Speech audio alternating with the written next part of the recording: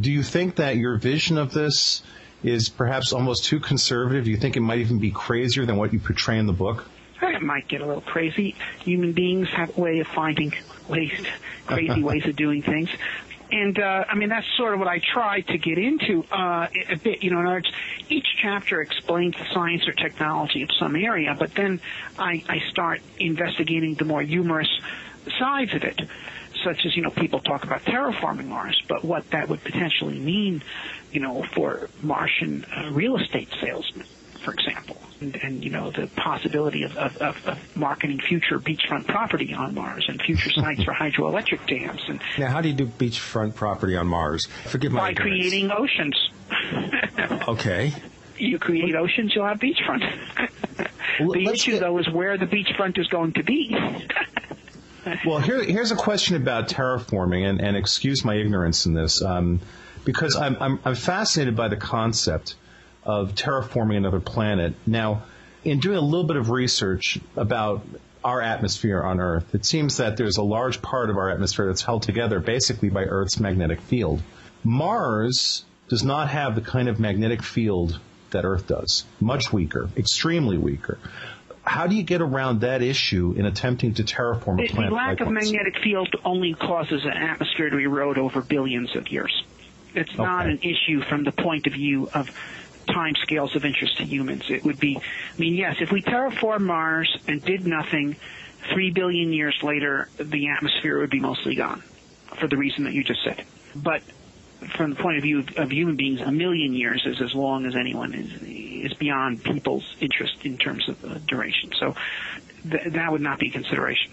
So extrapolating on basic levels of scientific understanding on Earth, what is the reasonable time frame for the possibility of terraforming another planet? It's not 100 years, is it? Well, part of it, some very substantial things could be done in less than 100 years. Not complete terraforming, that is true, but very substantial modifications, amazing modifications of Mars could be done. That is, what could be done on a time scale of 50 to 100 years is we could set up factories on Mars that produce artificial greenhouse gases, fluorocarbon gases that are thousands of times more potent as greenhouse gases than carbon dioxide is, and release it into the atmosphere, and this would warm the planet up around 10 centigrade. Now, if you did that, that warming itself would force massive amounts of carbon dioxide to outgas out of the soil where huge reserves are sponged in. That would thicken the atmosphere possibly as much as 20 or 30 times over, to be from being 1% as thick as Earth's, which is what it is now, to perhaps 30% as thick as Earth's. And it would enormously enhance the greenhouse effect we're trying to create, so much so that the tropical and temperate latitudes of Mars would be warm enough for liquid water, and you'd also have enough air pressure to support liquid water. So huge amounts of water that's now frozen into the soil as permafrost or ice would melt out and start to flow again. There are dry riverbeds on Mars, and they would start to fill with water and flow and fill up the dry lakes and oceans on Mars. So yes, there would be beachfront property on Mars, and there would be rain. And the rain would destroy the peroxides in the soil and release a small amount of oxygen into the atmosphere, but also detoxify the soil as far as plants is concerned. So at that point, with a thick carbon dioxide atmosphere, liquid water, rain, the peroxides in the soil having been neutralized, you could spread plants on the surface of Mars. There'd be vegetation. And so you could create regions of Mars with grasses and trees and flowers and all this.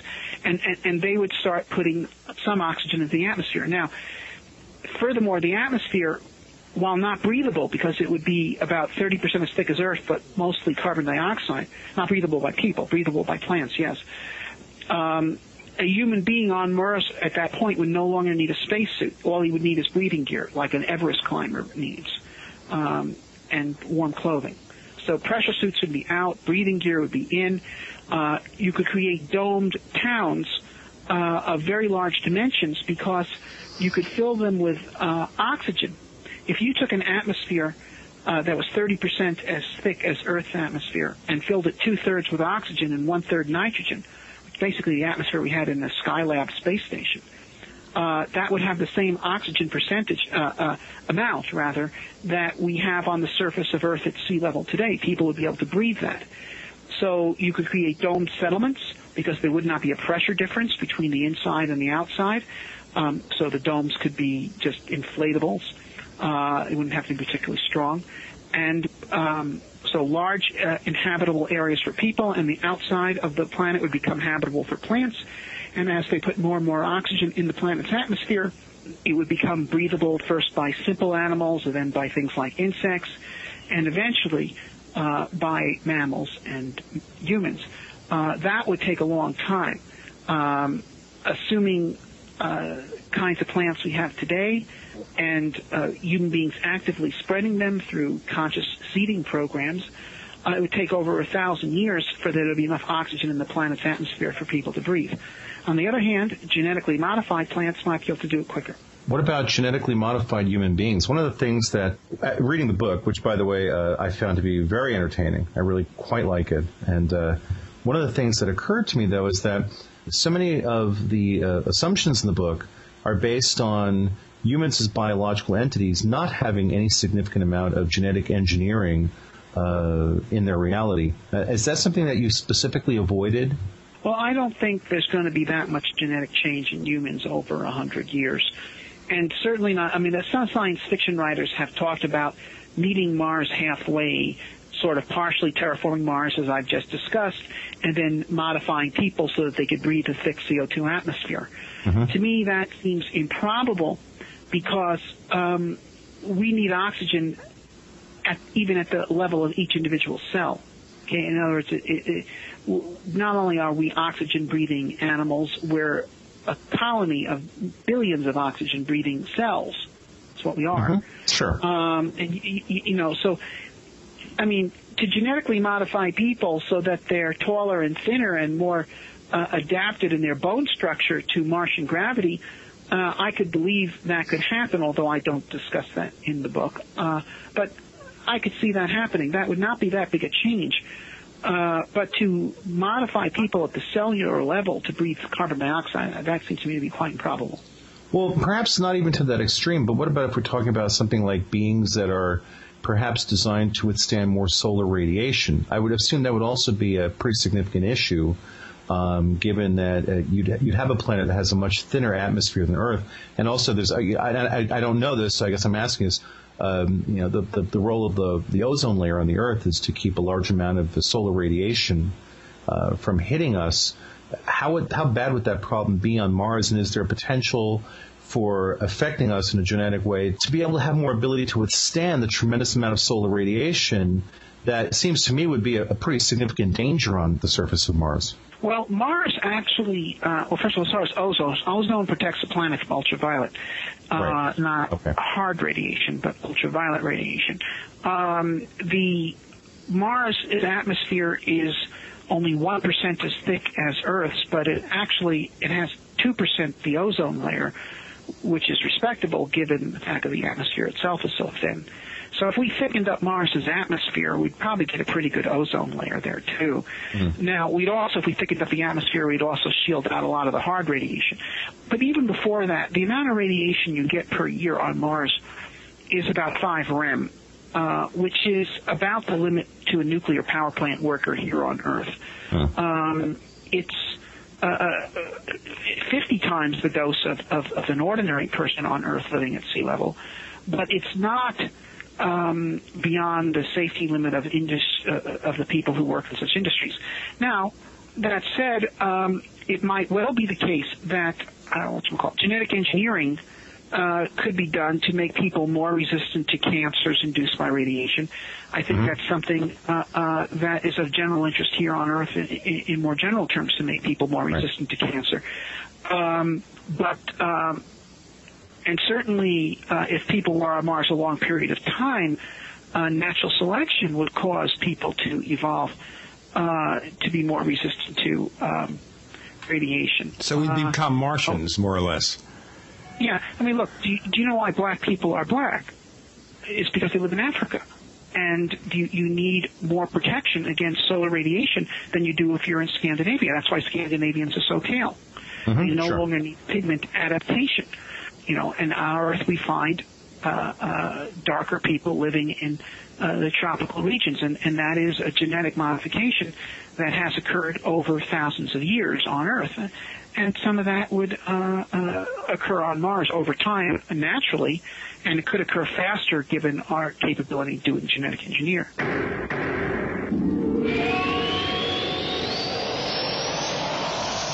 Are you ready to order the official Paracast t-shirt? You asked, we answered.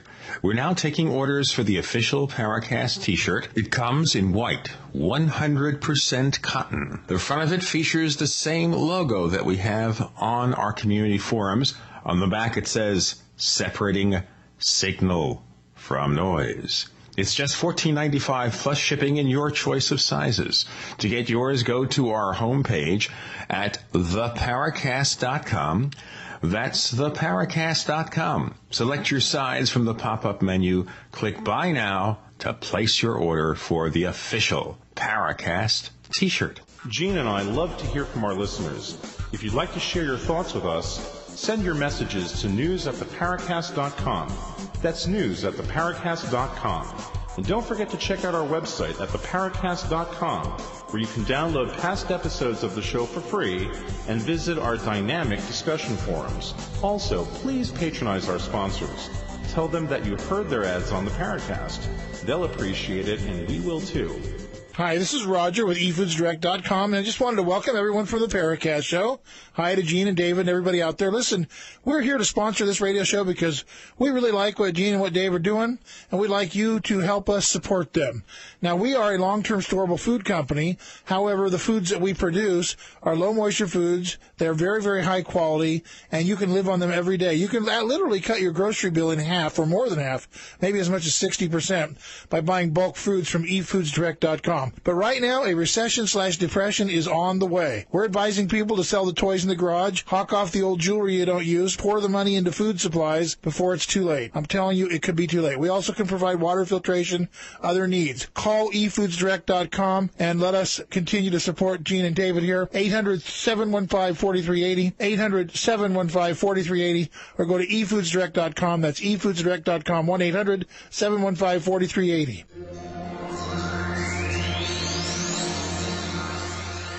You're in the Paracast with Gene Steinberg and David Bianchi. You never know what's going to happen next.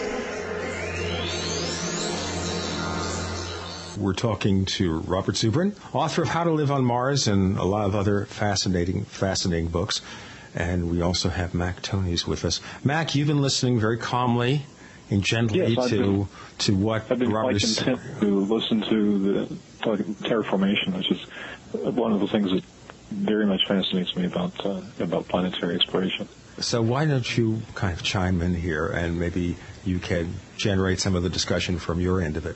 I did when we were talking about pigment, and I was wondering if Robert had read. It's an excellent. Actually the Hugo Award-winning science fiction novel of 2006. It's called Spin by Robert Charles Wilson. And one of the ideas in the book is that the Earth is encapsulated by unseen alien forces in the temporal bubble where the rest of the universe, relative to Earth, is progressing much, much faster. Like something like years are passing every second. And they find that because of this temporal gradient, they're able to send seed pods, and different kinds of phased shipments of biomass to Mars, and because of the enormous amounts of time going by on Mars, they're able to terraform it. From an Earthling's perspective, it seems to take only days for observable changes in Mars's atmosphere to occur. It's a really interesting idea. Obviously, the whole temporal thing is far, far beyond our capabilities, but he introduces some really interesting ideas as far as the actual terraformation process would proceed.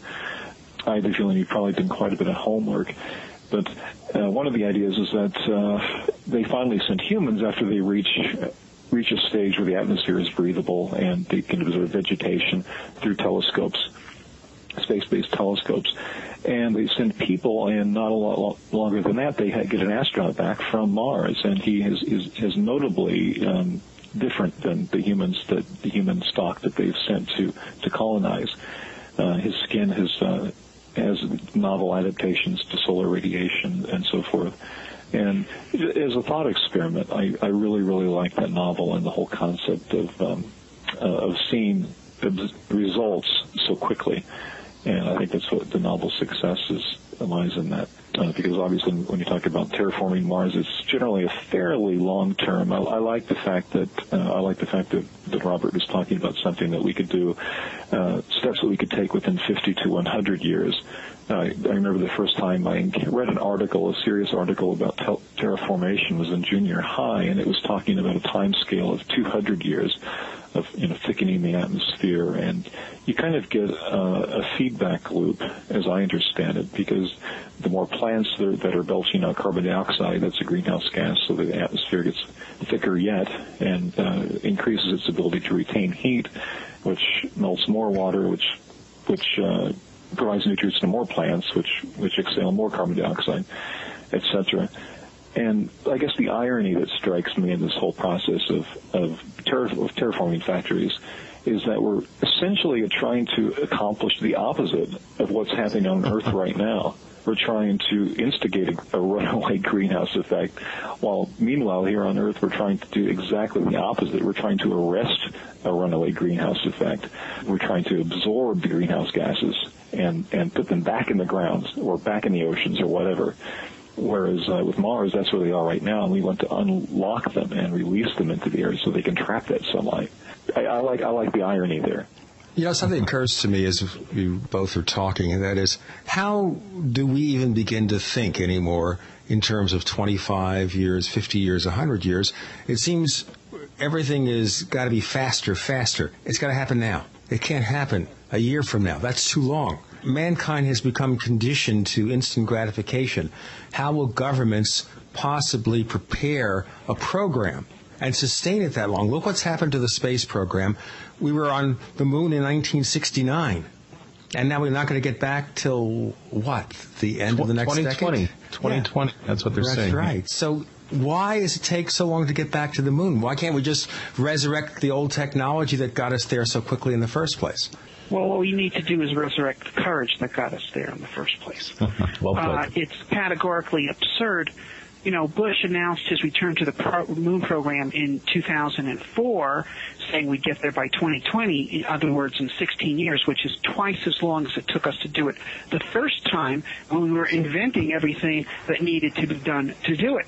And so basically what this was a sham replay of Kennedy, where Kennedy said, I'm committing the nation to go to the moon. We're going to do it this decade. That is to say, we are going to do it. Whereas Bush said, I think this country can go to the moon, and whoever follows me in office could start such a program if they feel like it. So there was no real commitment there.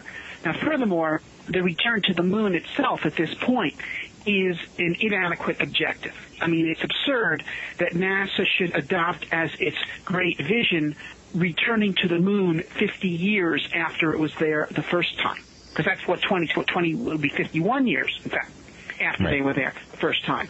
Okay, I mean, that would be like NASA in 1977 aiming its objective of trying to fly the Atlantic, like Lindbergh did 50 years before.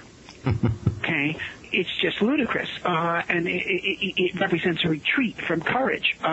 What NASA needs to do is reaffirm courage, reaffirm pioneer values, reaffirm the idea that America is a nation that can do things that have never been done, and is a nation whose great deeds will be recorded in newspapers and not in air and space museums exhibiting what great people we were 50 years ago. Okay? And so the objective should not be the moon, it should be Mars. From a technological point of view, we're much closer today to being able to send humans to Mars than they were to being able to send men to the moon in 1961, and they were there 8 years later. If Barack Obama was to get up this spring and commit the nation to go to Mars, we could be there by the end of his second term. And if you want a stimulus package, that's the way to do it. Because Apollo was a massive stimulus for the U.S. economy in the 1960s. We had 6% rates of economic growth in this country in the 1960s, significantly because of Apollo.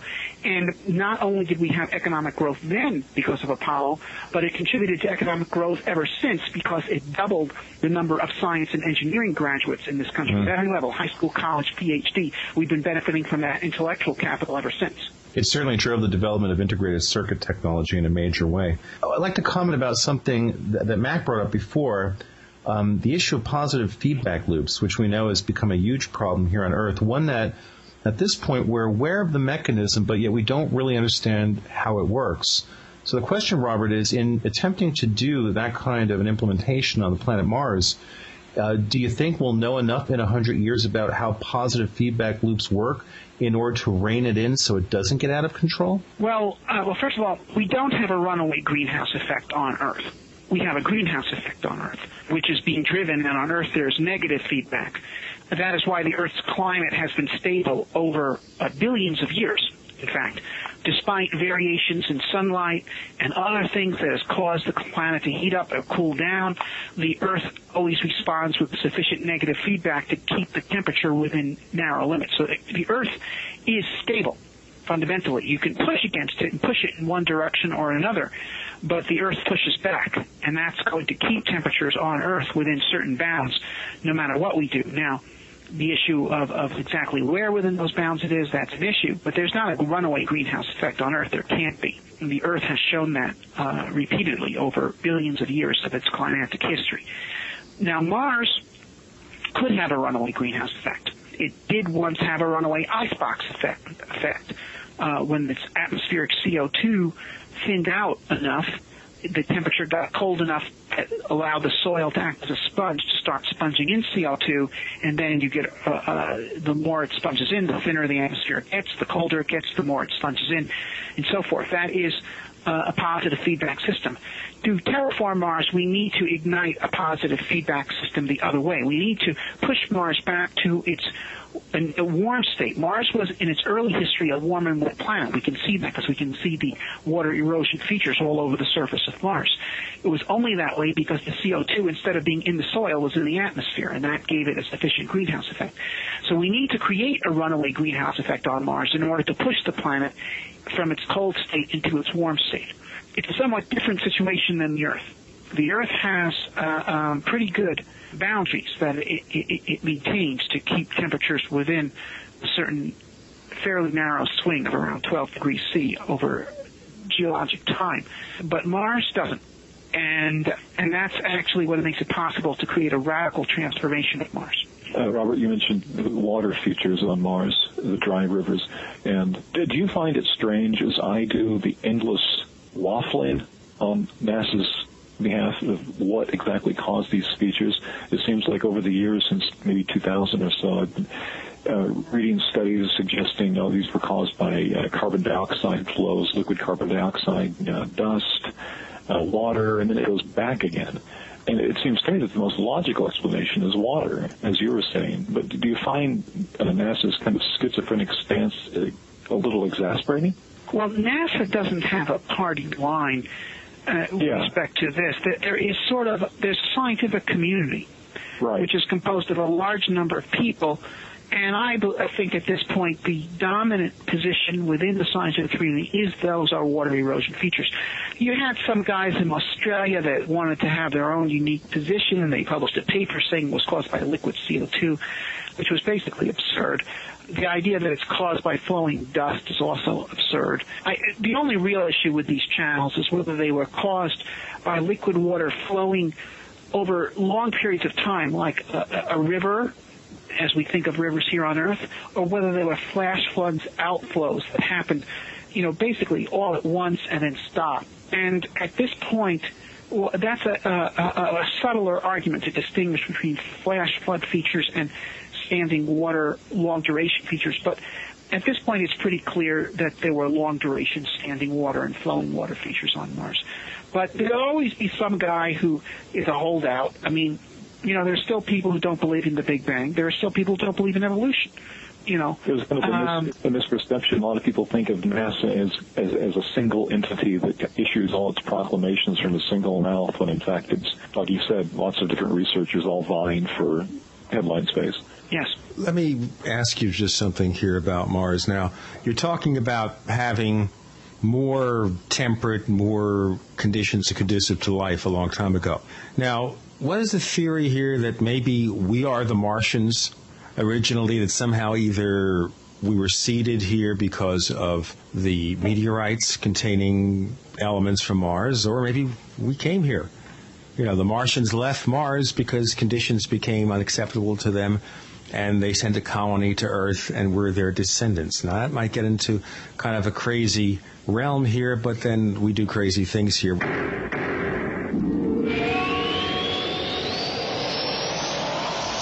Hey neighbors, the easiest online meeting service, GoToMeeting, just got easier.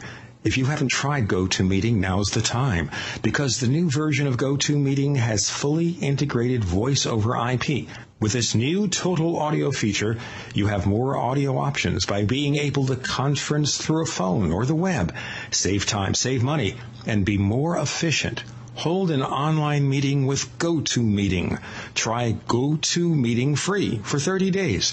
Visit gotomeeting.com/podcasts. That's gotomeeting.com/podcasts for a free trial. Hi, this is Bud Hopkins, and you're listening to the Paracast with Gene Steinberg, David Gedney, and I completely, enthusiastically endorse this program. It's an absolutely great program with an opportunity to stretch out and talk. We are talking to Robert Zubrin, author of a number of books, including the most recent, How to Live on Mars, a trusty guidebook to surviving and thriving on the Red Planet. And, of course, we have our old friend of the show, Mac Tonnies, who's getting older even as we speak. So what do you think of this crazy scenario that Mars may have had intelligent life at one time in the past? I don't think Mars had intelligent life in the past. There's no evidence for that. Mars was warm and wet for a period of time, more than sufficient to originate cellular life, but not to evolve over time to intelligent life. That said, there is another sense in which we may be the Martians. It could be that microorganisms from Mars colonized the Earth. And there's actually reasons to believe that that might be true. The first thing is this. Okay, Mars was warm and wet for a longer period of time than it took life to appear on Earth after there was liquid water here. In fact, it was warm and wet for 5 times as long as it took bacteria to appear on Earth after there was liquid water here. So if we believe that the laws of science are the same on Mars and elsewhere in the universe as they are on Earth, there's no particular reason to believe that life could not have originated on Mars just as easily as Earth. But furthermore, Mars had liquid water before the Earth did, because Mars cooled first, because it was a smaller planet. The planets all originally were molten, and then they had to cool off a bit to allow liquid water to exist, and Mars had a head start. So it would be easier for life to originate first on Mars than on Earth. Second of all, we now know that there's natural transfer of material between Earth and Mars caused by meteoric impact. We have discovered over a dozen meteors on Earth, meteorites, that actually represent material ejected from Mars by impacts into Mars, and which then flew across space and landed on Earth. And for instance, you take the Allen Hills meteorite, which caused a great deal of controversy in 1996, when a number of scientists propounded their belief based on examination of this particular meteorite, which unquestionably came from Mars, that it had life in it. Microbes were active in it while it was on Mars 3.5 billion years ago. Now, that is controversial, and that debate is unresolved, although I think their evidence is pretty good. But what is unquestioned about their data is the following.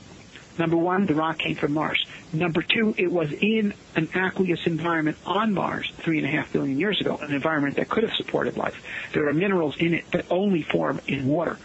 And finally, what has also been established by scientists examining this rock was that in its entire career, including ejection from Mars, flight through space, re-entry, and landing on Earth, there are major volumes within this rock that were never raised above 40 centigrade. And because there are compounds in it that would break down above 40 centigrade. So what that means is if there had been microbes in that rock while it was on Mars, they could have survived the trip to Earth. The rock would not have been sterilized by the process that it went through in flying from Mars to Earth.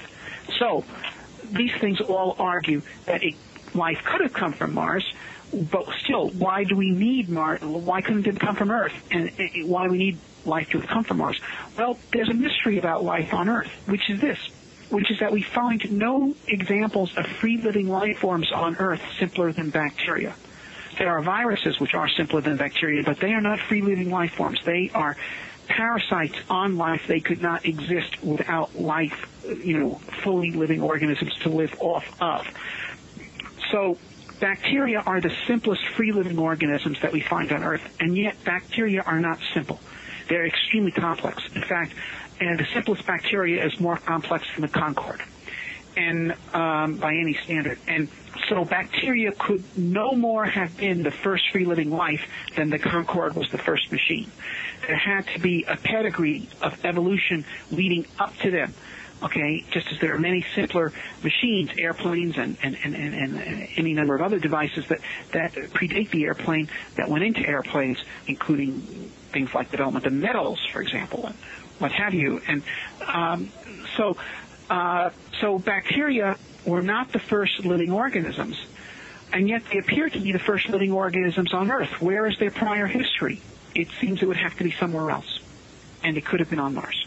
And by going to Mars and looking for life on Mars, and now there is some very serious evidence of life on Mars that was unveiled by NASA.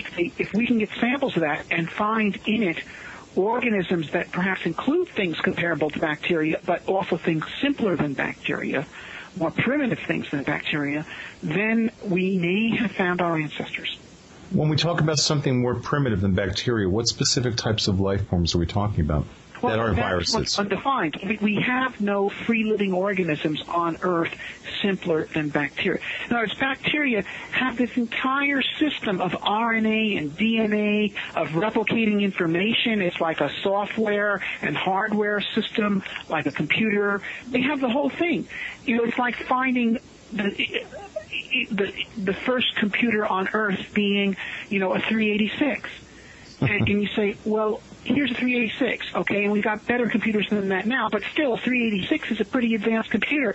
It couldn't have come out of thin air. What predated it? So what does a molecular biologist say when you ask that question? Some of them concede the point. Others say, well, it could be that the things that are simpler than bacteria have all gone extinct. Okay, and that's possible. Mm-hmm. But, if we look at the history of life on Earth, that's not consistent with the general pattern. The general pattern is as more advanced life forms are developed, the simpler forms remain. Okay? Right. All vertebrates are descended from fish, but we still have plenty of fish, and we still have segmented worms that predate fish, and we so forth, and we still have singular cell organisms, and we still have bacteria. So all the previous evolutionary steps are still well represented in the biosphere, except when you get to bacteria, then it stops.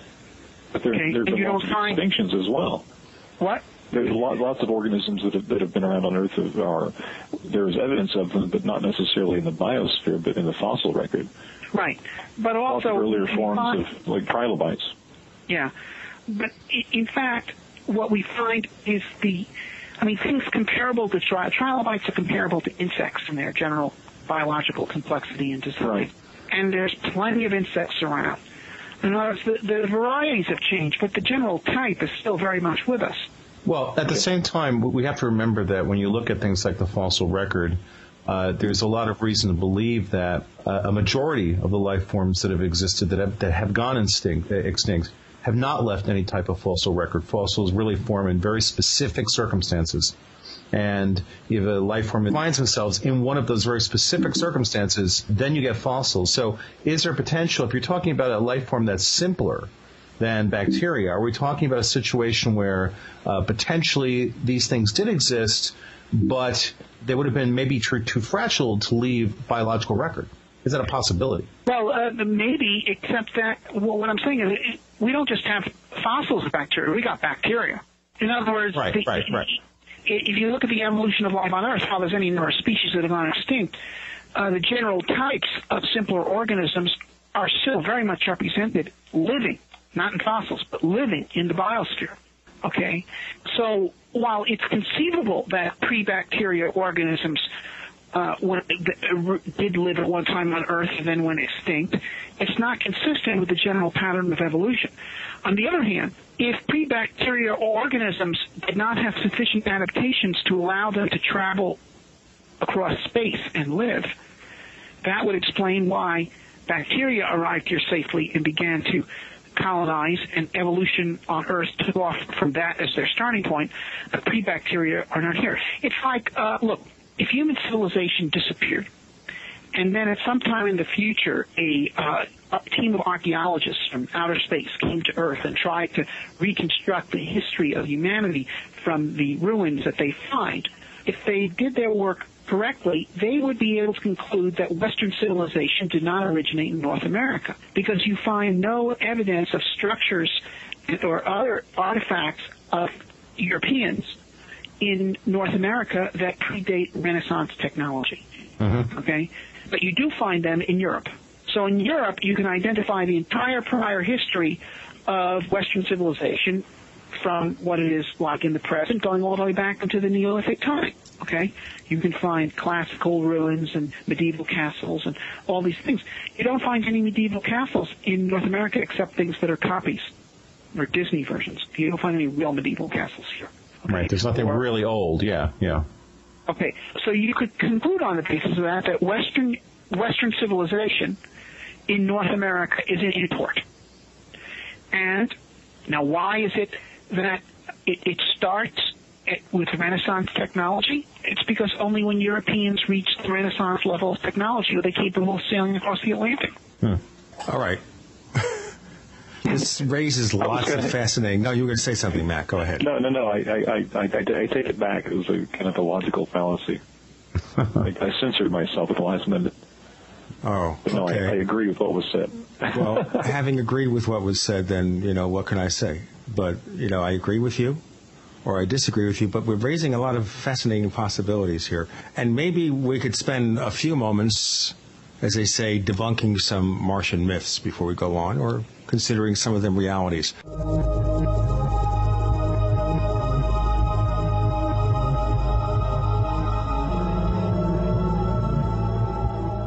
Fate magazine is proud to be celebrating its 60th anniversary and its 700th issue.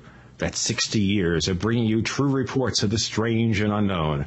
Keep up with the latest on angels and miracles, psychic phenomena, ghosts, UFOs, life after death, and much, much more. It's bigger and better than ever. Subscribe now by calling 1-800-728-2730 or online at www.fatemag.com. That's 1-800-728-2730 or www.fatemag.com. What are you waiting for? Your fate awaits. You're in the Paracast with Gene Steinberg and David Biedney. You never know what's going to happen next. Robert Zubrin joining us, author of How to Live on Mars, a trusty guidebook to surviving and thriving on the Red Planet, telling everybody 100 years from now, if you go to Mars, this is how to do it, okay? This is how to survive. So if they put you in the freezatorium, you're in the freezatorium and you're set to go to Mars 100 years from now, when they awaken you and they found the way to avoid all the cellular damage, you're going to confront this. We have, of course, Mac Tony. So let's talk about the Martian mysteries. Over the years, we, I guess, have wanted, and maybe it is in our genes because, our microbes came from Mars originally, we have wanted to have life on Mars. I think we've ached to have life on Mars. And originally we had Martian canals. Now, how did the canal story first get started? Who wants to take that? The canal story was started because the Italian astronomer Schiaparelli, through his telescope, saw features on Mars that he thought resembled channels. The word for channel in Italian is canali, and this was then, when translated into English, people translated as canal. And then the astronomer Percival Lowell here in the United States made a career of writing books about all his observations of Martian canals and about the fact that they must represent a Martian civilization, and actually very much put the idea of Martian civilization very much within the human psyche. And then Edgar Rice Burroughs wrote novels that were quite popular, depicting adventures that could be occurring within this Martian civilization, and, you know, heroic swordsmen rescuing daring princesses from evil monsters, and so forth. And and so people came to have a view of Mars, and then the word Martian entered the language and so forth. But it turned out the canals were not real. And while there are, in fact, channels on Mars, those were not things that Schiaparelli observed. Those were discovered much later by Mariner. The things that Schiaparelli actually saw were optical illusions. Quick question. But there are channels on Mars. Anyway. In the first chapter of your book, How to Get to Mars, you go through the different options on how to actually get from Earth to Mars in order of desirability. I love your description of what goes on in the cycling spacecraft. It sounds like a typical college dorm room that you just can't get out of for 6 months. Question for you. One of the things that I notice absent from here is any discussion of suspended animation. Anybody who saw 2001: A Space Odyssey is very familiar with the imagery of the crew, most of the crew in suspended animation on the craft on its way to Jupiter. Is there a reason that you avoided that? Is the assumption that that would be too expensive to implement? Well, I just don't see a need for it.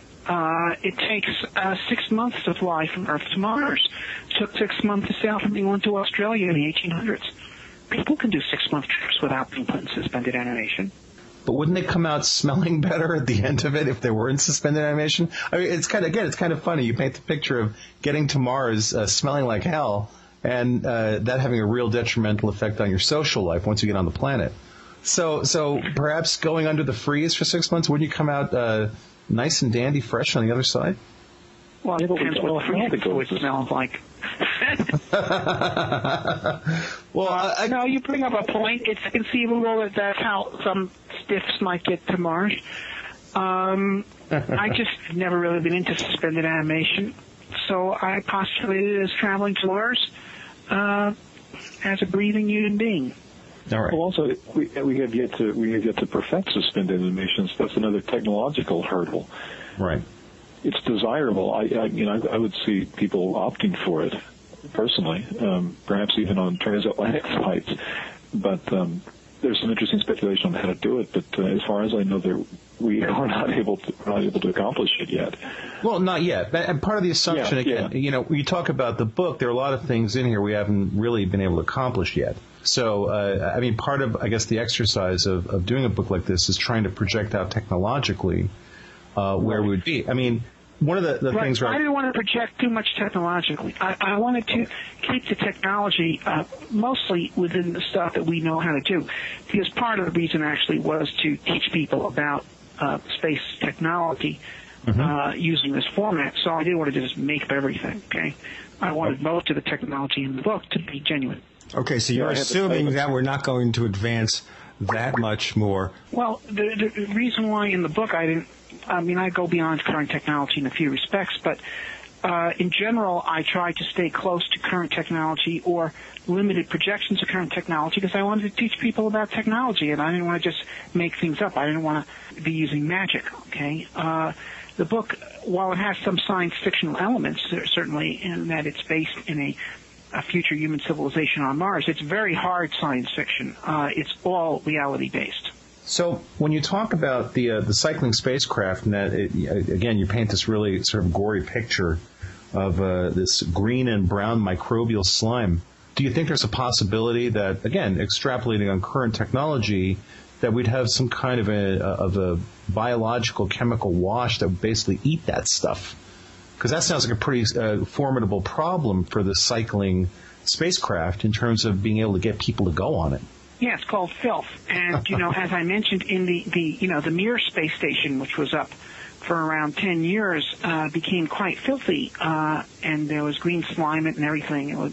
And here you have these cyclers in constant orbit back and forth between Earth and Mars for decades. They eventually will really stink up unless you really take the effort to scrub them down. But so this was, once again, this was an exploration of the comical side of a real system. In other words, many people, for instance, Buzz Aldrin, have proposed developing these cyclers. Put a space station in a cycling orbit between Earth and Mars, and then you won't have to launch it except the first time. After that, you just have to catch it with a very small spacecraft, and your living quarters are permanently launched.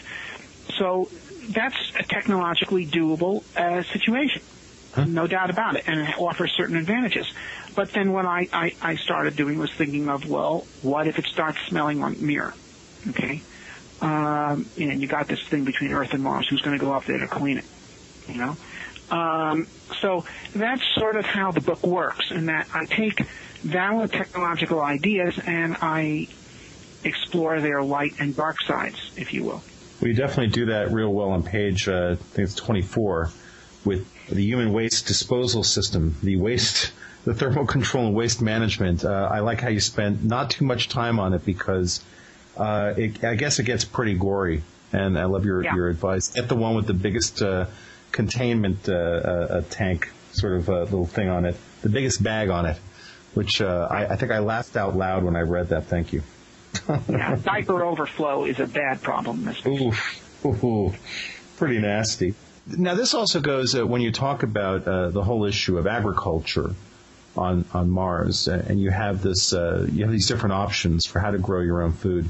Instead of sort of what we know here on Earth as hydroponics, you get into this whole thing about the mostly disadvantages of having a system that is based on recycling human waste. So is that really a situation where you think that in 100 years maybe we would have gained certainly enough of a technological understanding to be able to get around the taste issues? I think you make the statement, you could grow the stuff, but who's going to eat it? Recycling one's own waste. The issue is not so much hydroponics. Well, I don't think you really deal with hydroponics. Some people have advocated using hydroponic systems not just to grow food, but to recycle waste. Right. Okay. And you can do that too, but the taste of the food will reflect that. So you got to make up your mind. Are you using your greenhouse to grow food that you want to eat, or are you using it to recycle and break down waste? Those are two separate jobs. They're best done separately. Right. From Dune, perhaps, with a still suit recycling bodily fluids. Well, I thought of Dune as kind of a Martian novel, an official Martian novel. Remember, Soylent Green is people. That's right. But you also wonder, and it's a practical matter, I guess from a logical standpoint, taking cadavers or something and breaking down the raw ingredients, wouldn't that be a way of creating foodstuffs? I'm being very morbid here, but it does have a certain logical bent, even though it's just, I think, a gimmick in a movie, you know. Well, that was, the Soylent Green was not just a gimmick, it was the basis of a whole anti-utopia.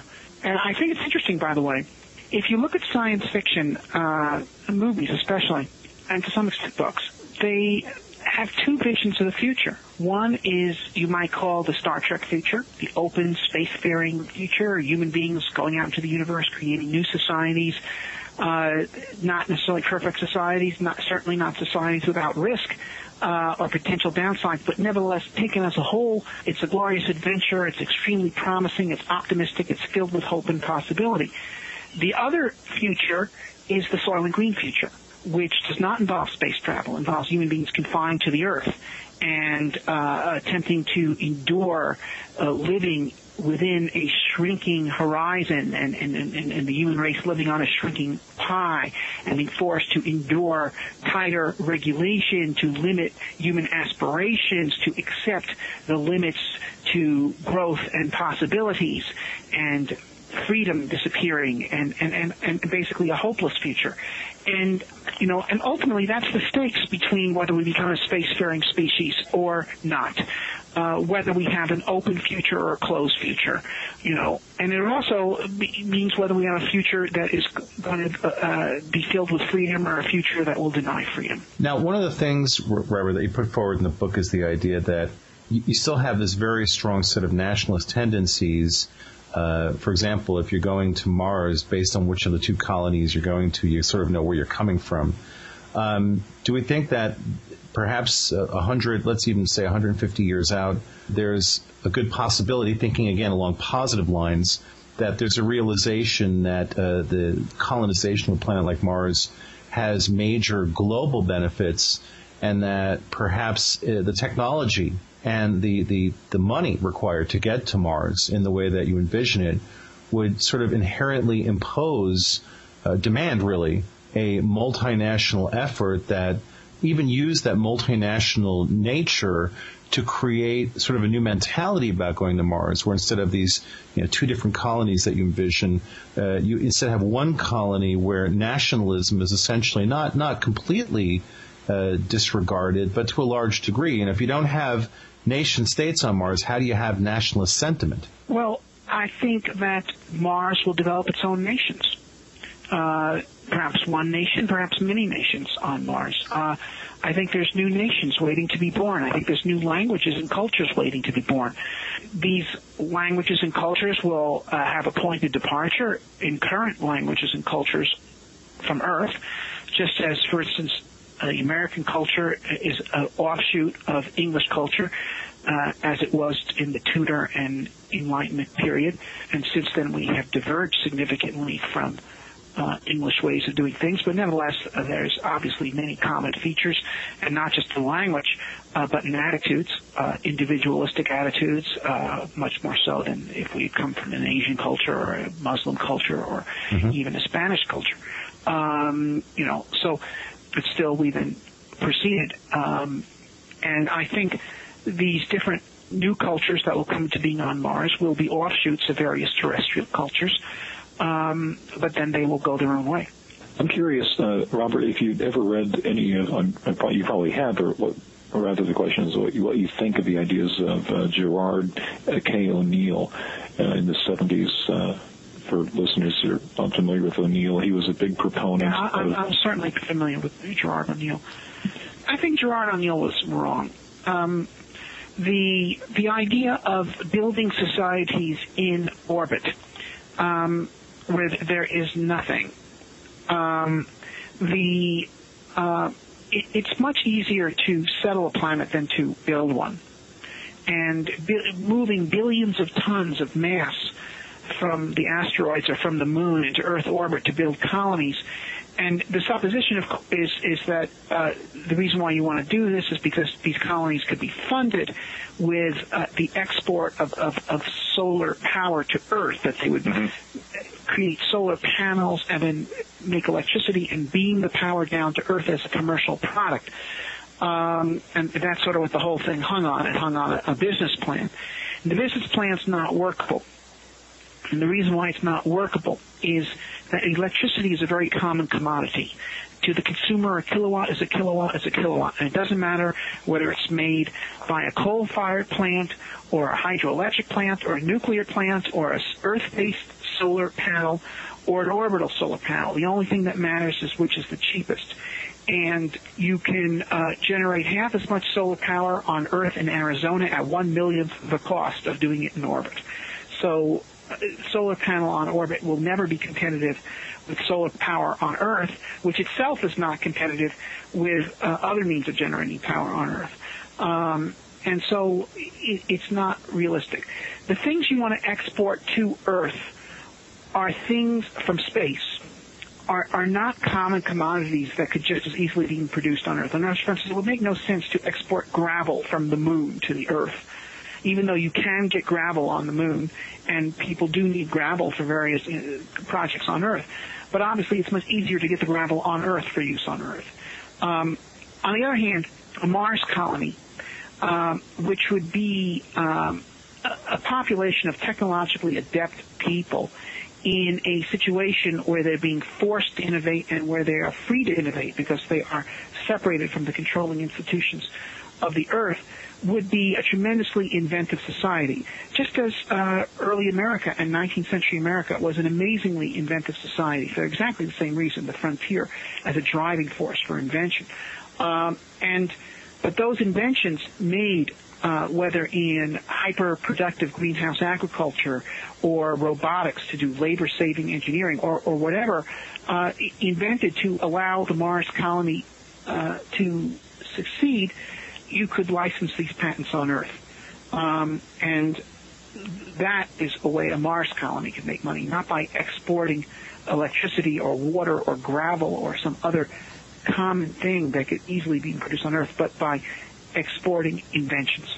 Well, it's somewhat related. No, what do you think of the? I keep reading about the developments and the hindrances towards developing a space elevator.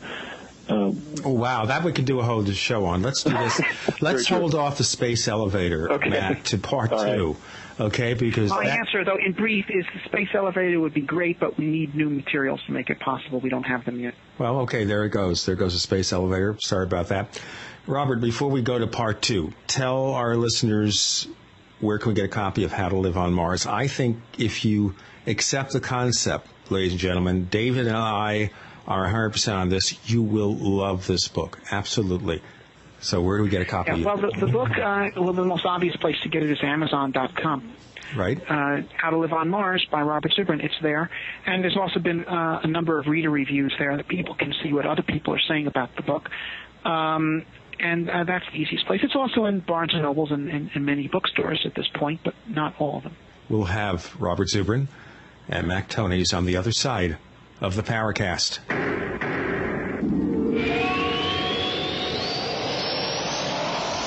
Ray Perkins, a reclusive veteran burned out from the Gulf War, lives tortured by relentless, perplexing nightmares. Nightmares of a horrific battle in deep space and of a mysterious woman suffering in agony for her devastated world. A woman not yet born, calling across centuries to him. Then, a coincidence leads him to his destiny, his chance to alter the universe. Attack of the Rockoids. The former fiction editor for Star Wars and Indiana Jones, Robert Simpson, writes, "The soul of the novel Attack of the Rockoids lies in its heart and passion for building a convincing tale of a love that spans a galaxy, a thrilling story. Attack of the Rockoids is available now. Read a sample chapter and get a special discount off of the cover price at our website, rockoids.com. That's ROCKOIDS.com. Attack of the Rockoids, a novel in the grand science fiction tradition." Welcome back to the Paracast with Gene Steinberg and David Biedny.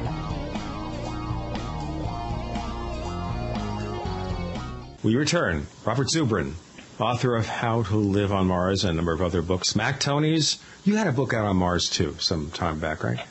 In 2004, yes. It was called?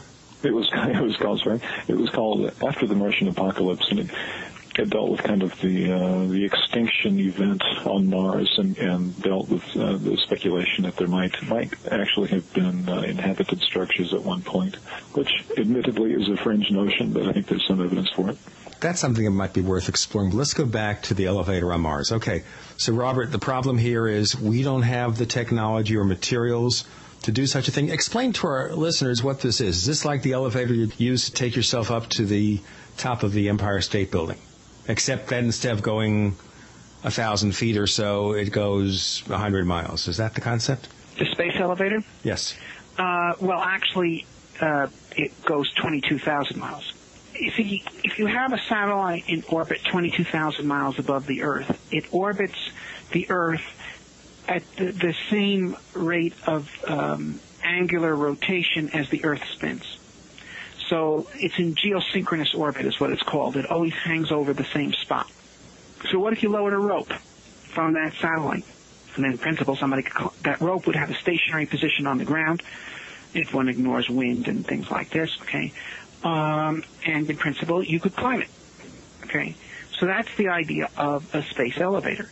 Now, the problem, however, is that if you take the bottom tip of that rope, okay, it only has to support you. But the next piece of rope above it has to support you plus the piece of rope below it. So it has to be a bit thicker. And the next piece of rope above that has to support you plus the two pieces of rope below it. So it has to be still thicker. So the rope gets thicker and thicker, and the thicker it gets, the more it weighs, and therefore the thicker the rope above it still has to get. So it becomes exponential. And using current-day materials to lift any kind of weight to speak of at all, say 1 ton, the rope would weigh trillions of tons. Now, if we could develop much, much stronger materials, for instance, some people talk about the potential of carbon nanotubes to create ultra-strong tethers, then this might actually be possible. Right now, it's not possible. Right now, if you use steel cable or Kevlar cable or Spectra cable, the tether would weigh trillions of times more than the payload it's trying to lift, and so it just wouldn't pay to create such a system. But if we did have very advanced systems that were much stronger than current materials, then it would be possible for people to go to space in elevator cars once you launched the tether system into orbit to start with. I always think when I read about this that what happens if there is a tornado? What happens if there's a hurricane? Does that affect this thing? Yeah, it would. And that would be bad. And so these are what are called operational issues that you'd have to deal with. But at this point, we're not even at that point of dealing with operational issues. At this point, we're dealing with physical issues. Mm-hmm. There's something, another term, Robert, I notice specifically missing from the book, is nanotechnology. Correct me if I'm wrong. I don't think you mentioned the term nanotechnology anywhere in the book. It's mentioned in a few places. It is? Okay, then I must have glossed over. It doesn't play a major role, but it is mentioned as some of the technology that is being developed on Mars because it's banned on Earth. It's banned on Earth? Yep. So explain to our audience why you feel it would be banned on Earth. Oh, because... replication issues? Well, if you have a tightly regulated society that is always asking what if, okay, it has a tendency to ban new innovations. So, for instance, we have movements right now on Earth, okay, we have already really put the kibosh on the development of nuclear technology, on genetically engineered plants are being, despite the massive benefits that they offer humanity, there are all kinds of movements, and the Europeans have already banned them, and so forth, and certainly nanotechnology would fall into that category of things where people could come up with all kinds of scenarios of that it would be dangerous, and therefore it would be banned by the various protective authorities. And so for such technologies then to develop, you've got to go to a place where basically police authority is less capable, organized. It's like Blade Runner. The replicants are banned on Earth, but they use them off-world for terraforming purposes. Right. But if you go back in history a little bit, okay, in Europe as late as the 1700s, guilds still controlled manufacturers of various things, for instance, shoes, okay? If you wanted to make a shoe, you had to be a member of the guild. To get to be a member of the guild, you had to... your father had to be a member of the guild, and he had to apprentice you out to some friend of his who was a member of the guild, and you'd work as an apprentice and then as a journeyman. And if you went through all the steps, of doing, 12 years or something of this kind of apprenticeship and journeymanship, you eventually could be admitted to the guild too. And by then you would be totally committed to the idea that no one should be allowed to make shoes unless they were also members of the guild, because you had to do this too. And not only that, the guild had certain specific ways a shoe would be made. Okay, now you come to America where the guilds had no power. Somebody wants to say, "Oh, I have an idea how to make shoes. I'll set up a shoe factory." Okay, and I'll get all these, poor kids in here and put them to work on machines, and we'll produce shoes by the 100.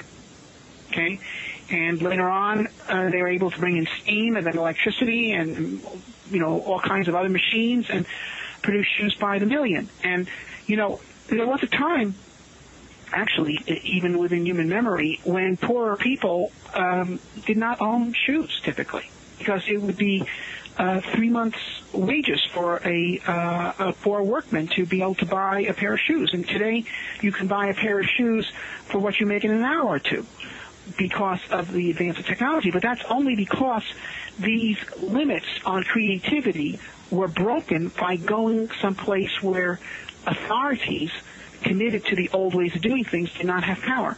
So, Americans, we always talk about how we created freedom of the press and free religion. We don't have a state-established church and this and that, and that's all true. But these kinds of freedoms extend to much more mundane aspects of life and really open things up. And this was the benefit of going to a new world. Absolutely. One of the things that struck me, Robert, when you're just talking about that, you think about, for example, genetically engineered crops, altered crops, and how there's been a tremendous resistance to them. I wonder what will happen at some point when people get hungry enough. I suspect that, you have a situation where I think about Reagan, I believe, having issues with stem cell research. But then when he was sick, Nancy Reagan saying, I'm all for stem cell research now. People are against things until it really, really makes sense and really, really benefits them personally. And then all of a sudden, there's a turnaround. I suspect if we were getting close to $12 or $15 or $20 a gallon gas, you might see things turn around a little bit on the whole nuclear energy issue. Because at that point, survival. One would have hoped that would have happened by the time we got to $3 gas. Because a lot of us can remember 36 cents gas. Robert, I don't want to age myself. 29 cents gas. I'm in trouble now. I am as old as the hills. What if I guess that's true? Well, let's actually broach this, because, Robert, one of the things about the book, you get into the issue of you need to have a good energy source. And one of the things that you make clear in here is that nuclear energy is not the universal panacea we'd all think it would be on Mars. Could you get into that a little bit? Yeah, well, the nuclear energy is a very useful thing on Mars, and the central colonies have nuclear reactors for that reason. But it's really unrealistic to think about isolated settlements further out from the central settlements being able to afford their own nuclear reactors. Nuclear reactors are intrinsically expensive for any number of reasons. And and then he talks about the problems of the alternatives. Solar panels are always getting dusted up. You want to be brushing off your solar panels all the time. The wind is while you have good wind on Mars, the air is too thin to give you much power that way.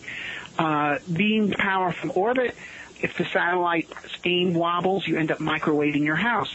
So the best source of remote power on Mars is geothermal power. And actually, we just got proof that it exists. The methane. No doubt about it now. All right. Why don't you tell our listeners more about this? This was in the newspapers online about methane discovered in the atmosphere of Mars. What does this signify? What does it mean to regular people? All right. They didn't just discover methane in the atmosphere. Actually, traces of methane in Mars's atmosphere are identified by the European Mars Express probe a number of years ago, although some people contested it, as they always do. But nevertheless, the Europeans did, in fact, discover traces of methane in the atmosphere. What these guys discovered were vents, in one case sending 19,000 tons of methane into the Martian atmosphere from one isolated location over the past year. So they found not only proof without a doubt that there's methane in Martian atmosphere, they found locations on Mars where this is being vented out of the ground in substantial amounts. And so what could cause that? Well, there's only two possible sources. One is biological, which means they would have discovered life on Mars, and the other is a hydrothermal vent, which means they've discovered a place where life could be living on Mars because it's an underground reservoir of hot water, which is a place friendly for certain kinds of microbes that we see on Earth in these environments. So either way, it's a huge discovery. Now, furthermore, what it also shows, either way, is that it's warm underground on Mars. It shows there's geologic heat because you could not have either life or hydrothermal activity unless it was warmer underground on Mars than it is at the surface. The only way that it's warm underground is if the planet has a hot core and so forth. So So what they showed is there's unquestionably a hot underground on Mars, which means there's geothermal power available on Mars, just like there is in Iceland and many other places on Earth. So for Mars settlers going into the outback who can't afford a nuclear reactor and don't want to be stuck with unreliable solar power because it's unreliable during the dust storm, there's not enough sunlight, the most logical source of power for them is to drill a well and get geothermal power out of it. Let me follow up something here. That is, if Mars is warmer beneath the surface, why can't we assume there is a more advanced level of life there? Why does it have to be microbes? Well, if you're talking about the kind of organisms that live underground in groundwater on Earth, they're typically microbes. Now, if you're talking about pools of water, not just water that's sort of soaked in the soil and is hot, Okay, but pools of water that can be moved around in. Then, yeah, conceivably, one could imagine. The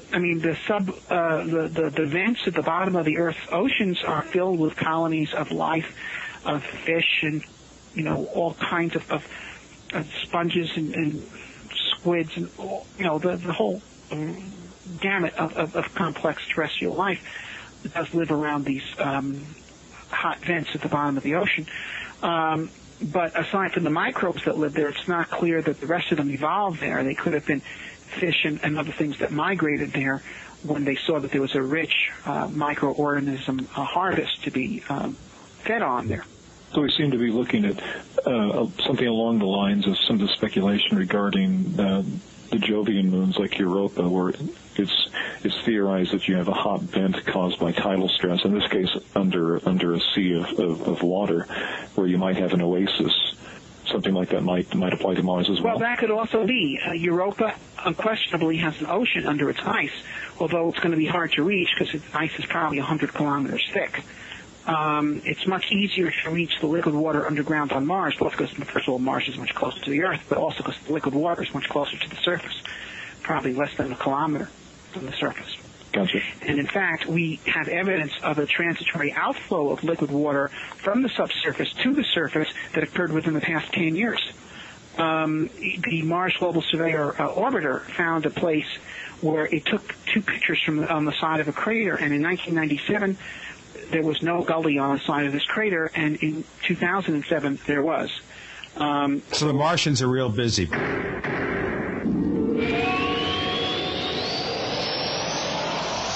Are you ready to order the official Paracast t-shirt?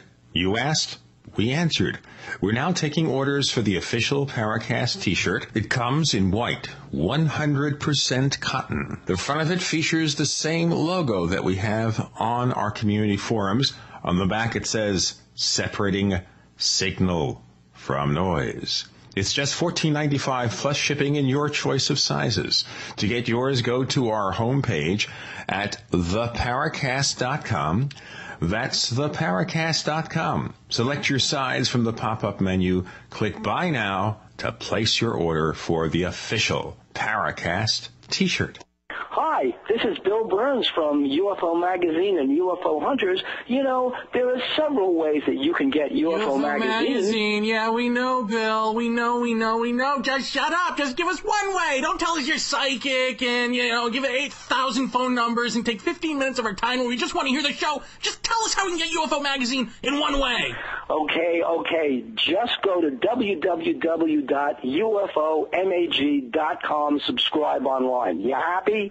Yeah, was that so hard? Actually, harder than you know.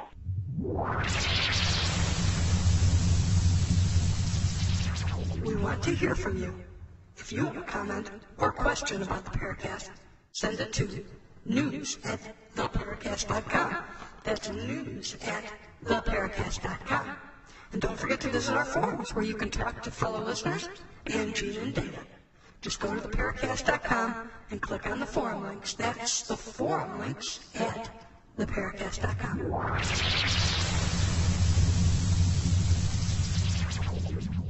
We're talking to Robert Zubrin, author of a really entertaining new book called How to Live on Mars.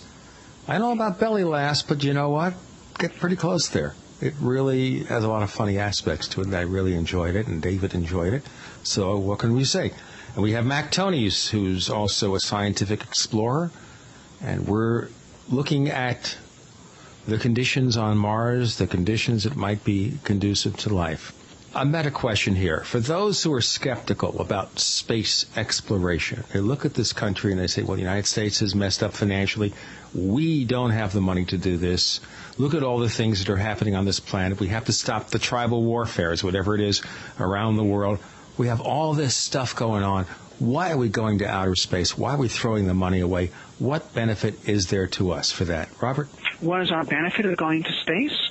Absolutely. Creating new worlds for humanity, creating the potential for new branches of human civilization, creating an open future, creating the potential for the Star Trek future instead of the Soylent Green future. What could be more important to do than that? But how do he got you good on that one, Gene. No, but how do you convince governments? How do you convince people in general to say, okay, let us have the space program? It's too long that we've sat down here and done nothing. We let the space program die. We haven't had the courage to get back, as you said in part one. Okay, how do we reinvigorate this? Well, Columbus sold his mission to Ferdinand and Isabella on the basis that he'd find a spice route to India, which is something that interested them.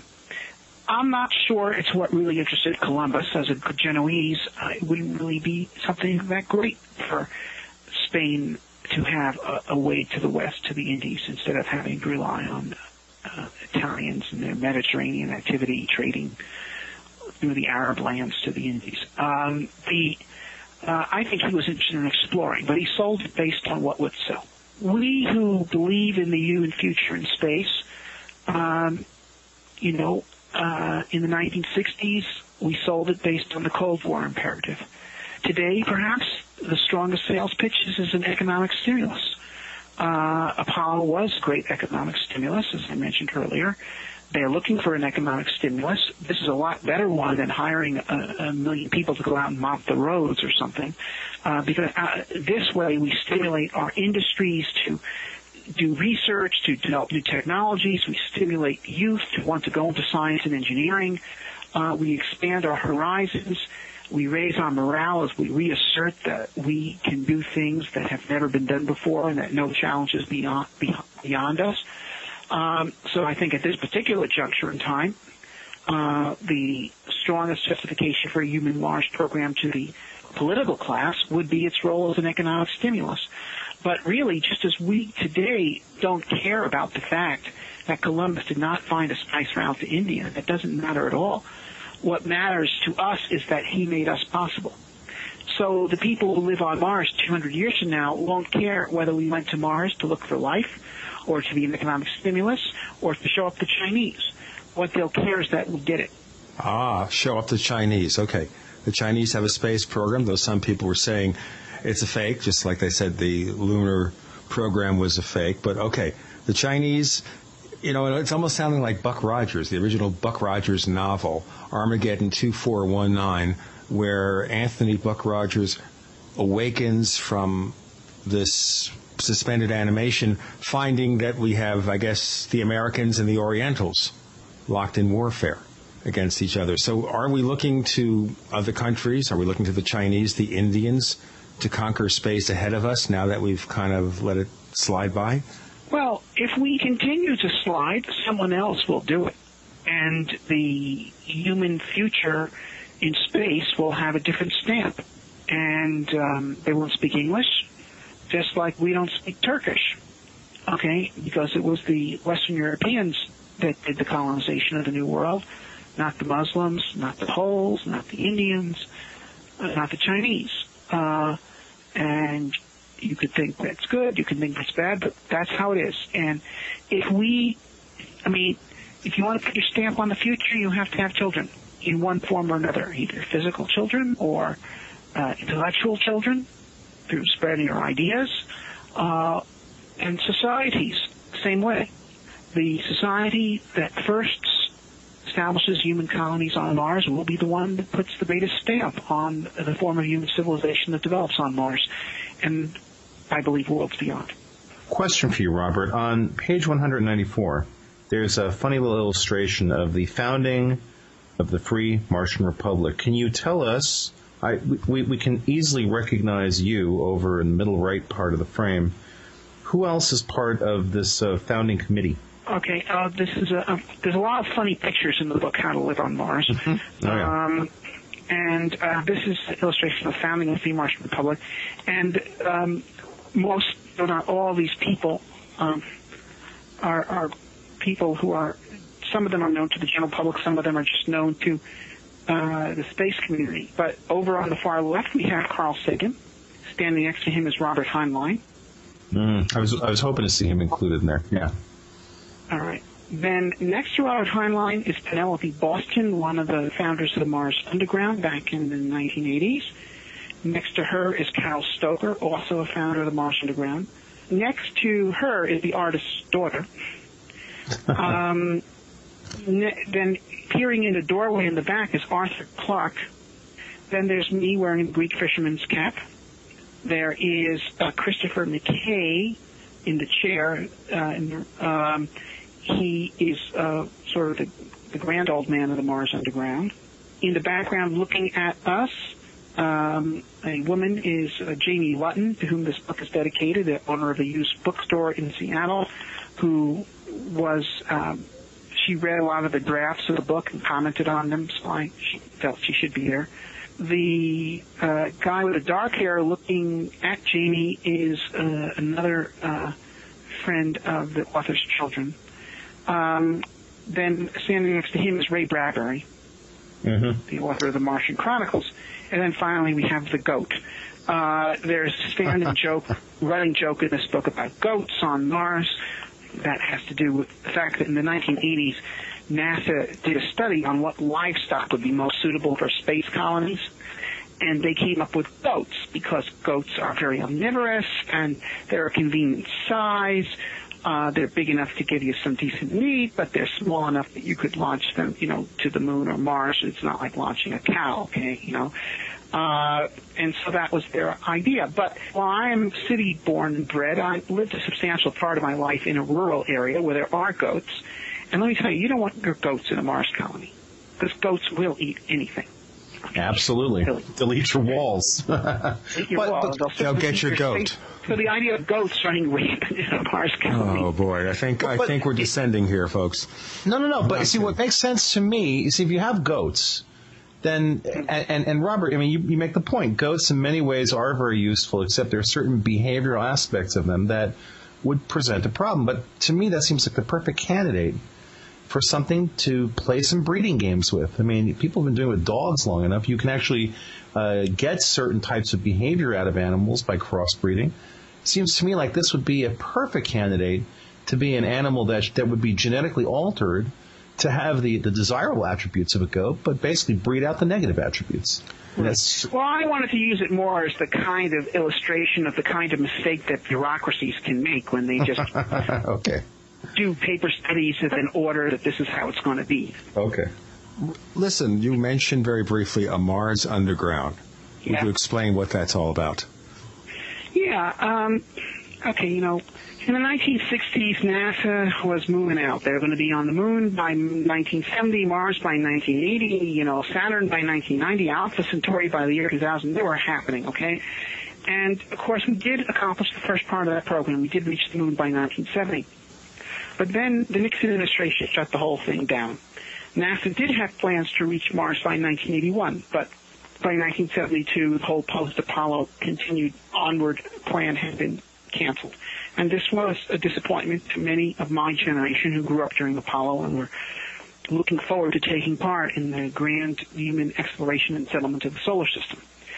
Well, what happened was, in 1981, by that time, NASA had settled down into its idea that its purpose was not to explore space, but to run the shuttle program, to launch satellites into Earth orbit for commercial and national security purposes. And that was practical. This other stuff about going to the moon and Mars, these are the dreams of youth, and we should just forget it. Okay? We're older, wiser now. Well, there was a bunch of young people, college students at the University of Colorado at Boulder at that time, who were not prepared to accept that. And they called themselves the Mars Underground. And they held a conference called the Case for Mars in 1981 without any official approval from anybody, but about 80 people showed up. And they published the proceedings discussing how we could go to Mars and why Mars should be our goal. And on the basis of that, they created quite a bit of excitement, or a fair amount anyway. And they were all able to hold a second Case for Mars conference 3 years later. 250 people showed up, including some somewhat influential people. And in 1987, 1,000 people showed up. It was about that time that I joined the Mars Underground. I'd been reading their stuff earlier, but that was the first time I actually came. And Carl Sagan came, and Thomas Paine, the former NASA administrator, came. And this really was the thing that launched this movement that has been campaigning to make Mars our goal ever since. And so these people, Chris McKay, Cal Soper, Penelope Lawson, were really three of the core people of that group. And so they're honored by being shown in this painting of the founding of the Free Martian Republic. Wow. So there we go. someone else who was at at least one of the Mars underground conferences. You're not going to want to hear it. Who? Richard Hoagland. I knew you were going to say that. Yep. Well, nobody's perfect.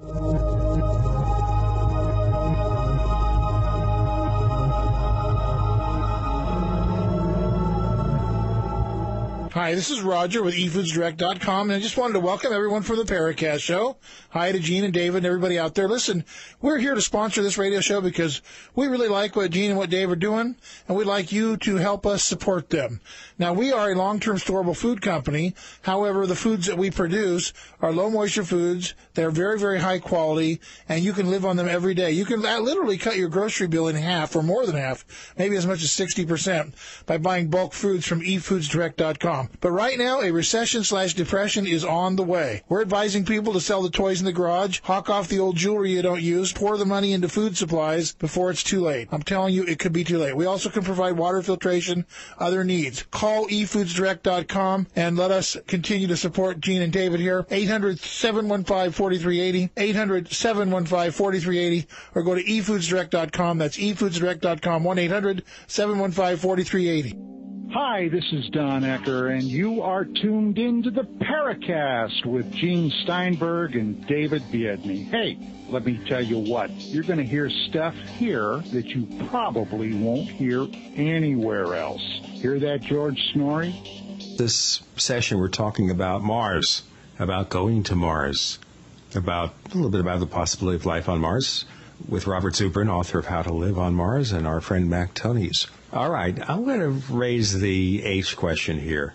This fellow Hoagland, I assume you've heard of him, Robert? Yeah.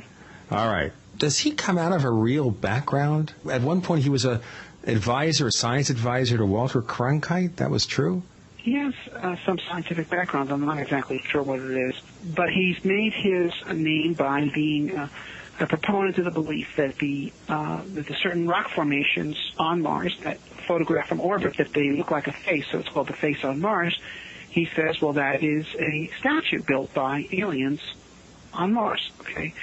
Now, it is true that that rock formation does in fact look like a face, and there it is.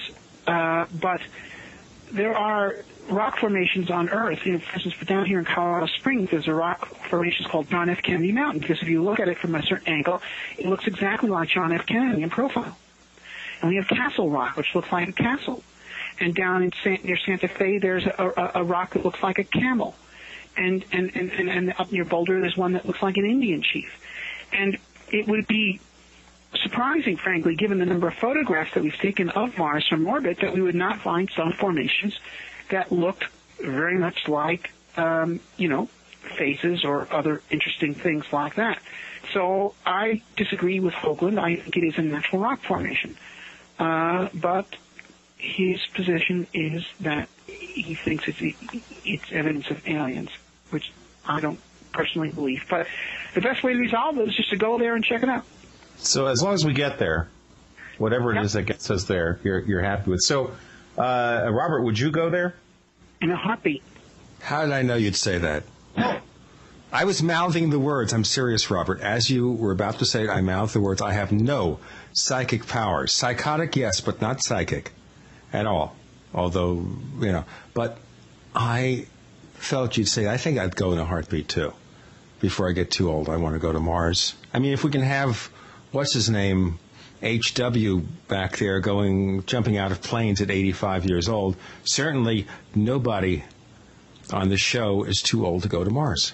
Well, now I have a question about that. Being someone who doesn't really have children, I don't have children. I have a lovely girlfriend. Her kids are cool, but I don't have a family. Robert, are you someone with a family? Yeah, I have a family. Okay. So you would go there, I assume, if you could take your family with you, correct? Yeah, but, I hate to put you on the spot like that. I'm just curious. I would go if I had to go alone. Mrs. Zubrin, are you listening? No, but yeah. Because you only live once, to have a chance to do something of immortal purpose in terms of expanding the horizon of the human race, that's something not to be turned down under any circumstances.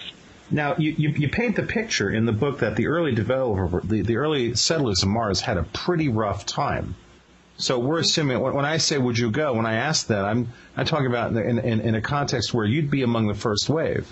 So you've thought that out quite a bit. Have you thought about, well, here's a question for you. I mean, how long have you been thinking about this, Robert? When did your interest in this really start? 1957. Give us some of the context for that. Well, not to throw out science fiction references every 5 minutes, but it's kind of the same soul searching that in the movie Contact, where Jodie Foster gets the chance to be the one person to board this alien vessel, not knowing what on earth is going to happen to her, and she goes. She makes a decision for much the same reason that Robert just said, and well, it also. I just pledge not to make science fiction references anymore, but also in a similar vein, Close Encounters at the very end, where Richard Dreyfuss boards the mothership. Yeah, that's a good point. I always sympathize with those two characters, Richard Dreyfuss's character and Jodie Foster's character, because I too would, in their circumstances, do exactly the same thing. Well, so that brings up another really, I think, kind of a curious point.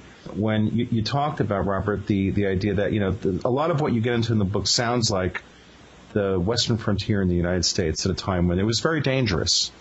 It was also very violent. So, and in the book, you paint a picture where you're kind of constantly throwing in this idea of, if you do certain things, then you have all these extracurricular activities that you can use to enrich yourself. And there are some fairly funny inferences there, especially when it gets down to the agricultural side of it. Do you perceive that the instinct for survival would keep things from getting too violent?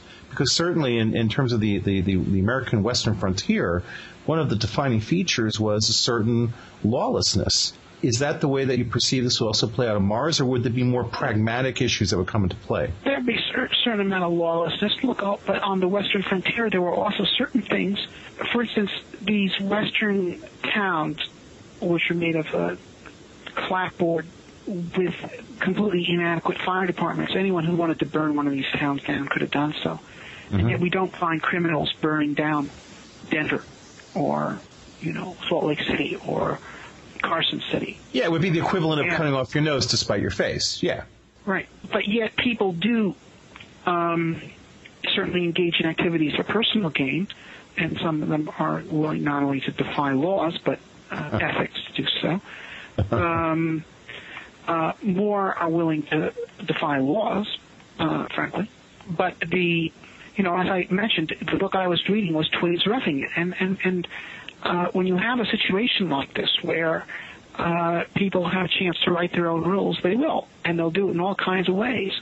And so you have a lot of funny stuff going on in this book with people making money, going out and claiming some mining claim, and then in exchange for a piece of the action, getting some scientists to validate that they did in fact find rare earth minerals there, and then they can just sell the claim off to someone else because now it has some value, and he'll sell it to someone else for still more. And whether or not this mine ever has any platinum in it is totally irrelevant. They're just buying and selling the claim. But guess what? This is how the stock market works. Sure. Well, speculation drives so much of our society. So some of this is meant to be a depiction on what might go on Mars, and some of it is also simply satire discussing contemporary trends on Earth. So ultimately, there's the old saying, crime pays. So I assume crime pays, and salesmanship also pays. Let me read you let me read you one selection here from the terraforming section.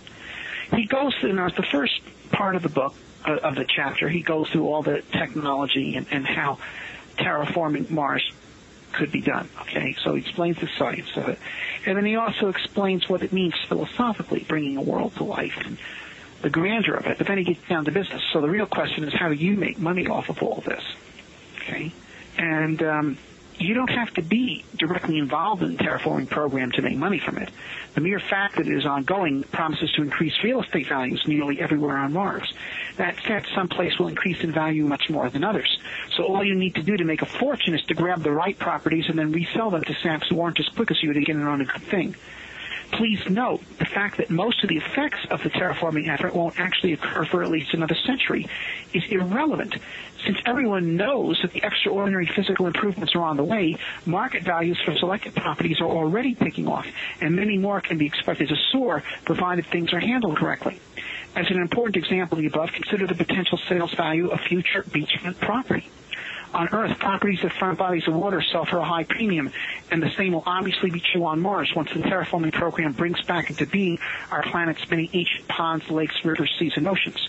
Now, it may be pointed out that on Earth it is known precisely where the shore of a lake or an ocean actually is, whereas we don't know how high sea level will rise on Mars, so a property that might be a future beachfront with equal likelihood could end up far from shore, or worse yet, underwater. While this may sound like a problem, nothing could be further from the truth. In fact, it opens up huge opportunity, since it means that any property on the slope of a basin or valley can be marketed as future beachfront. All that is needed to do so is to obtain an appropriate expert opinion identifying the site in question as being adjacent to the definitive location of the future shoreline. Such opinions, backed up by unquestionable computer calculations, can be readily obtained from many noteworthy and highly credentialed members of the Mars Authority Terraforming Directorate scientific staff in exchange for a small piece of the action. And then there... oh, boy. You see on page 155 is the illustration. Wow.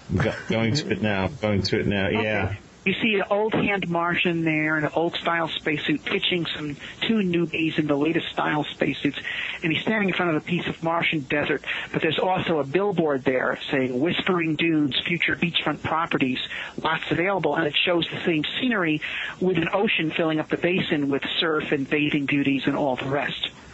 So you become rich selling a dream, even if that dream is never realized, or the dream is, at the very minimum, realized 100 years in the future. Right. But, that's part of how the West was settled, too. People would sell land saying this is where the railroad's going to come through. In many cases, it didn't.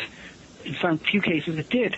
In some cases, it wouldn't have, but once someone owned the land, then they had an incentive to build a railroad there. Okay? And so forth. And fortunes were made and fortunes were lost, but at the end of it, we created a continental nation.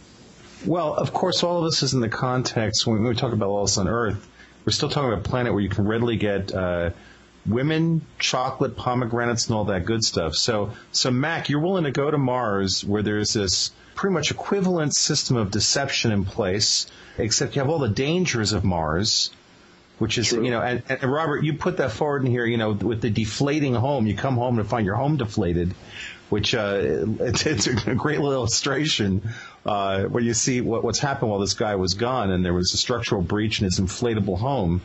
So even, question to you, Mac, even with the prospect of no chocolate, no pomegranates, no coffee. No coffee? No coffee. Well, I'd find a way around that is what I'd do. I'd smuggle some components, and I'd open up a coffee shop on Mars. And I think I'd find a large clientele. Starbucks of Barsoom. Oh, you'd grow the beans in Martian soil, and you'd find some way to do it hydroponically or something. And I bet you could, with the genetic technology that would probably be going on, because you'd be working on genetically altering plants to expedite the terraforming process, something could be done with coffee beans, perhaps. I'm obviously blue skying here, but the point is, I think people would find workarounds around this stuff. Stuff would be smuggled from Earth invariably. Right. In many ingenious ways. Robert makes many allusions to that in the book. That there is a tremendous. I've read other of Robert's books, but not this one. But it's definitely on my list. If I could go up, then I'd get it. It's a good read. So Robert, here's a question for you: what's the worst gig on Mars? The worst. What is the absolute worst thing you can be involved in doing on Mars?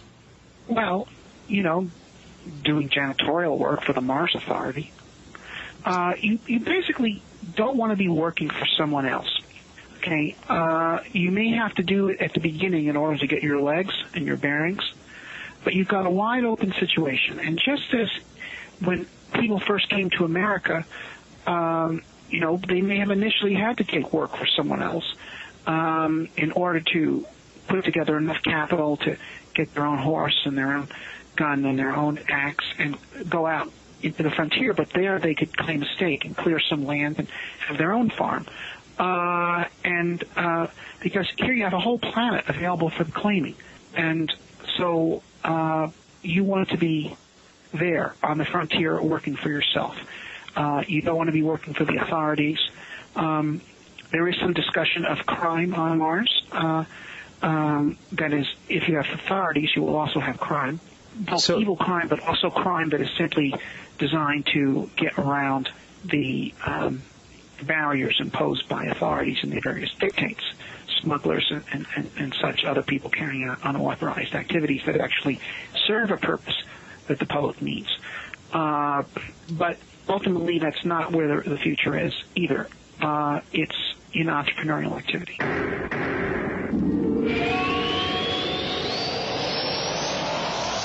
Fate magazine is proud to be celebrating its 60th anniversary and its 700th issue.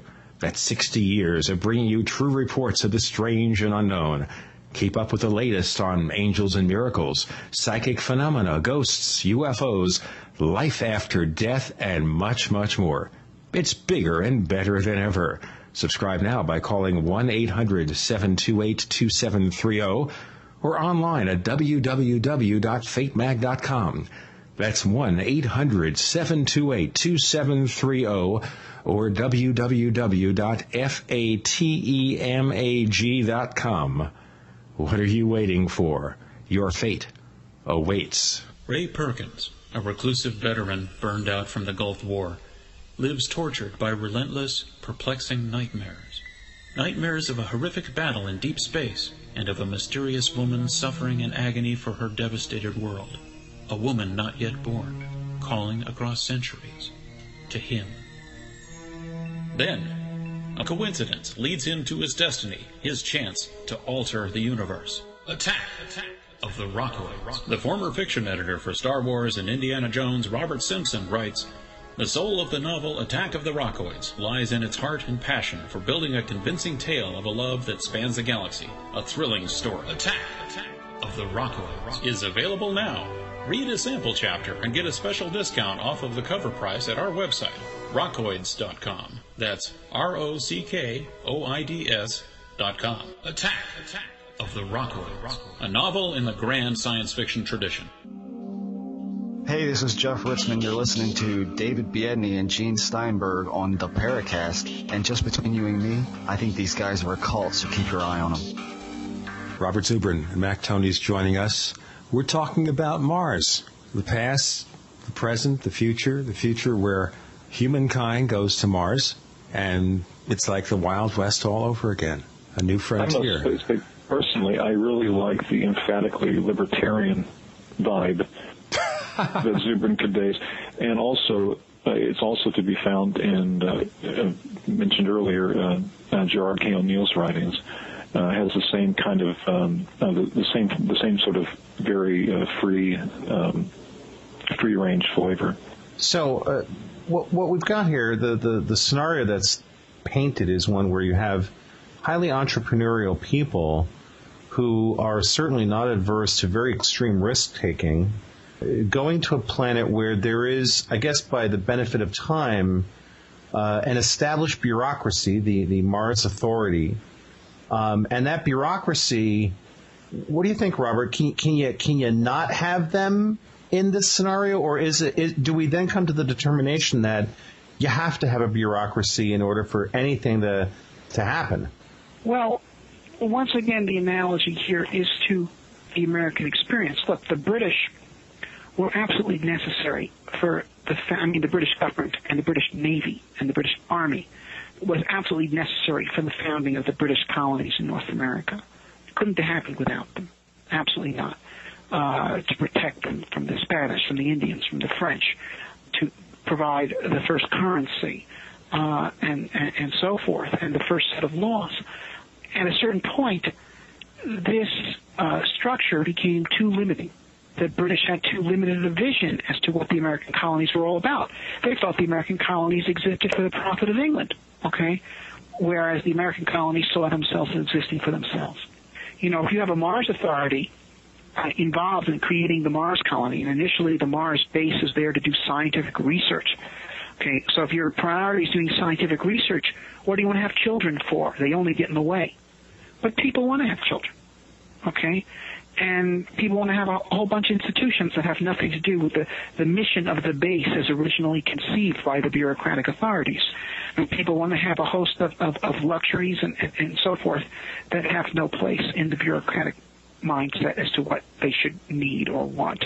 And so the speaker, the narrators in the book, has a kind of a mixed attitude towards the Mars Authority. There's some things they do that he likes. He likes the terraforming program. It's great.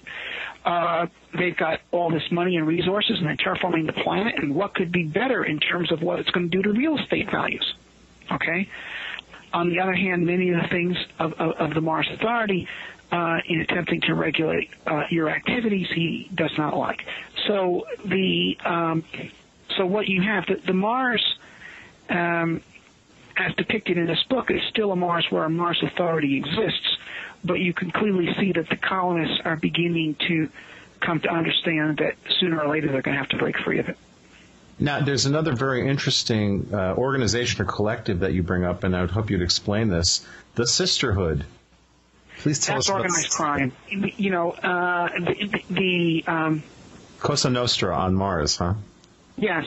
They have, you know, yes, for instance, if you look at the history of America, you find that organized crime at various times is controlled by various clannish groups. For instance, at one point it was the Irish, then it was the Italians, then it was some other groups. On Mars, it's women. They control organized crime. But they also serve a beneficial purpose in, for instance, in arranging for smuggling activities, bringing goods beyond the purview of the Mars Authority, you know, including things like nuclear fuel that the Mars Authority has some questions about Martians having access to, but they want it, they need it, and other things, arranging for shipments to outlying settlements at lower than official prices of transport and so forth. But yeah, so the sisterhoods are there. They are somewhat of a mixed bag, although while he advises the immigrants to steer clear of them, he has a fairly friendly relationship with them. Well, yeah, there's the little note. Come in handy. Yeah. They can certainly come in handy at times, and certainly you don't want to cross them. Of course, then we would go to the next logical conclusion. There would be a Martian uprising, because the Mars Authority, well, it's run by those Earthlings. You know, they tax us too high.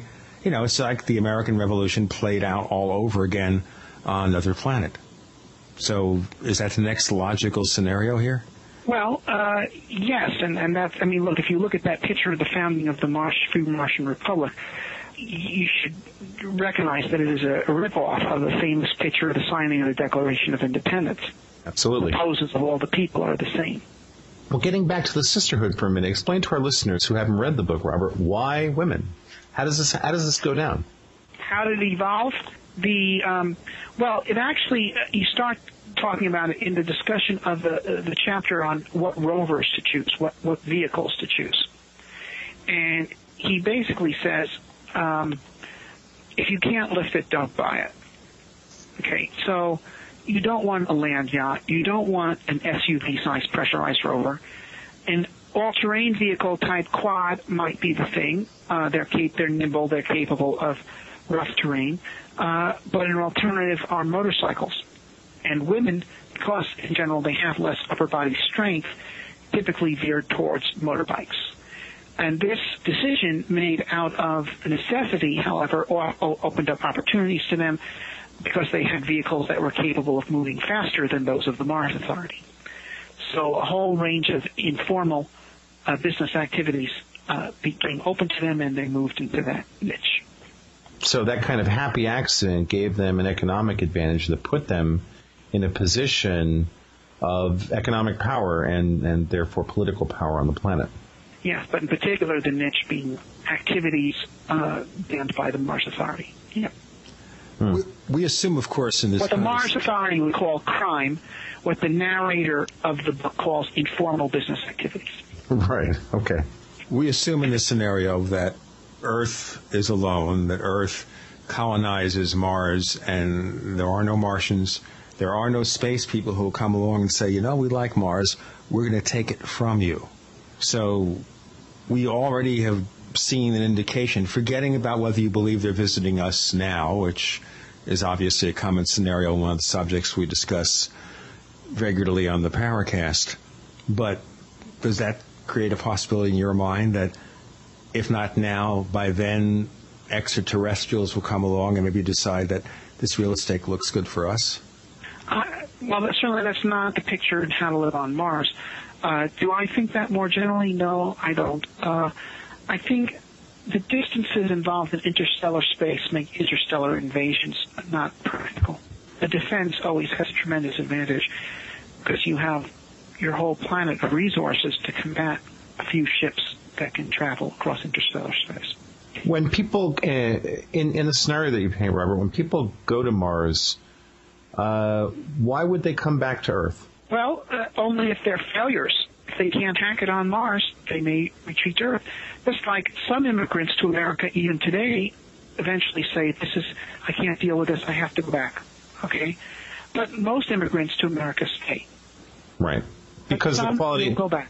Well, the perception is that the quality of life overall is higher. That perception, of course, based on what your expectations are and the level of adaptation. So I guess part of your assumption here is that 2 or 3 generations into being on Mars, the children of that planet perhaps wouldn't even have a reference point to want to return to Earth because Mars is all they know. Is that correct? Well, certainly several generations on, they wouldn't want to come to Earth, especially since Earth has triple the gravity of Mars. Who would ever want to live on Earth? If mankind becomes accustomed to living at a fraction of our gravity, coming back to Earth could be a pretty difficult thing, right? Yes. It would be unpleasant. You wouldn't want to live there. I mean, or even, I was born in Brooklyn, and which obviously is close to sea level. Another one. You're another. Gene and I are both Brooklyn boys, Robert. Right. And later Mac, I don't think so. I outnumbered. Seattle, which is close to sea level. But now I live in Colorado, which is at an elevation. And whenever I go to a place that is at sea level, I don't feel completely comfortable. The air seems too thick. And whenever I go to Europe, I get sick because I was living in